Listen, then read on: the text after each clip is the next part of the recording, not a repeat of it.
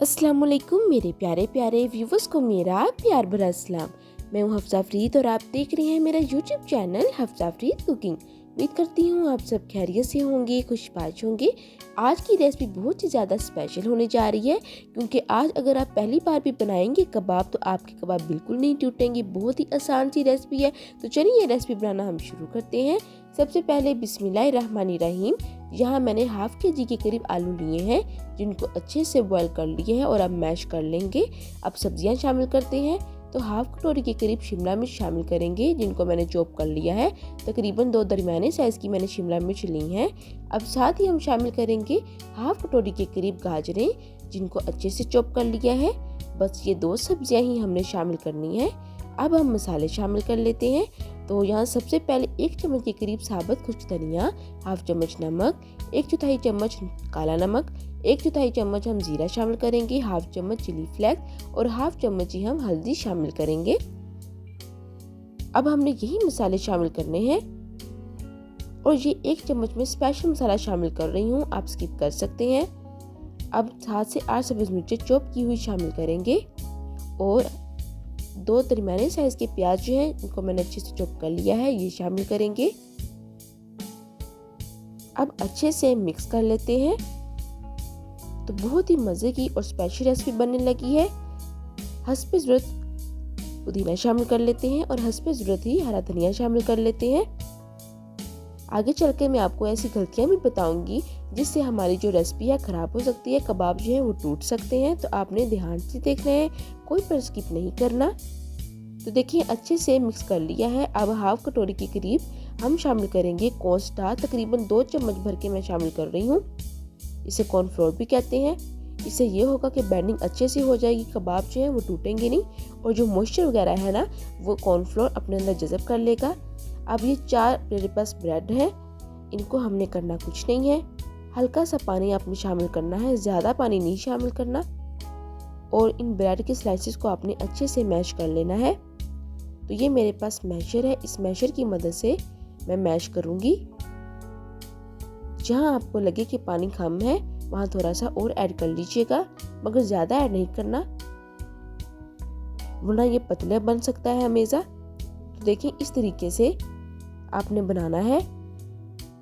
अब जो हमने ब्रेड मैश किए हैं उनको आलू की स्टफिंग जो हमने बनाई है इसके अंदर शामिल करके अच्छे से मिक्स कर लेंगे। तो देखिए मिक्स हो चुका है।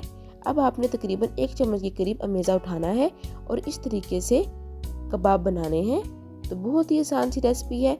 कबाब बनाने से पहले हाथों को ग्रीस कर लीजिएगा ऑयल से, ताकि अमेज़ा जो है वो हाथों के साथ चिपके ना। और ये देखिए इस तरीके से हम सारे कबाब बना लेंगे।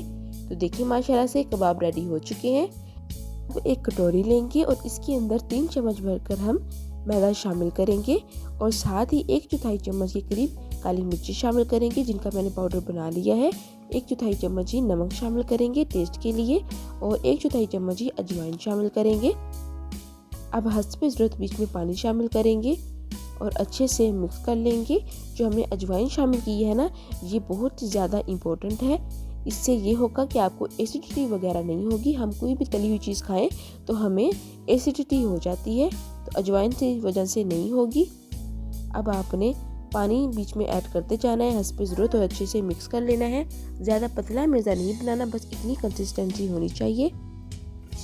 चलिए अब इसको साइड पर रखते हैं। अब एक पैन लेंगे और इसके अंदर ऑयल अच्छे से गर्म करेंगे।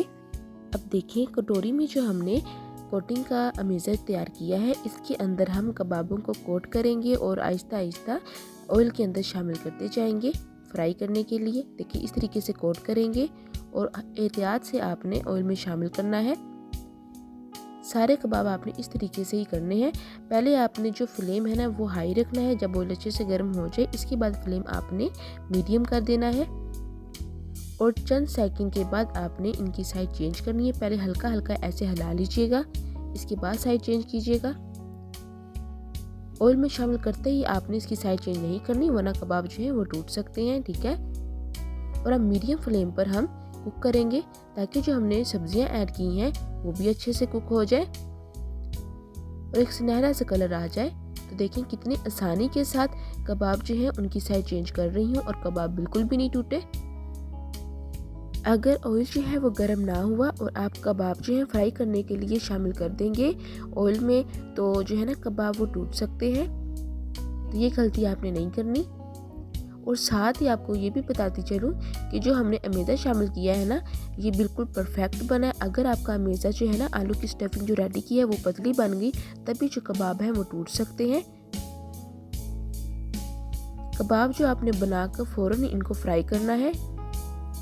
और यहाँ पर मैंने हाफ़ कबाब बनाए हैं और हाफ़ कबाब जो है वो स्टोर करके भी आप रख सकते हैं। और जब आपका दिल करे आप मिनटों में फ्राई कर सकते हैं। देखिए माशाल्लाह से कितना सुनहरा कलर आया है। 10 सेकंड बाद आप इसकी साइज चेंज कर लीजिएगा। तकरीबन आपको 3 से 4 मिनट लगेंगे और सारे कबाब जो हैं वो रेडी हो जाएंगे। ये देखिए माशाल्लाह से बहुत ही अच्छे से जो कबाब है वो रेडी हो गया है, बिल्कुल भी नहीं टूटा। अब हम डिश आउट कर लेते हैं। तो देखिए माशाल्लाह से सुबहान अल्लाह, बहुत ही मज़े के, बहुत ही क्रिस्पी हमारे वेजिटेबल कबाब जो हैं वो रेडी हुए हैं। अब इसको आप डिश आउट कर सकते हैं, सर्व कर सकते हैं केचप के साथ, रायते के साथ। उम्मीद करती हूँ कि मेरी आज की रेसिपी आपको बहुत ही ज़्यादा पसंद आई होगी।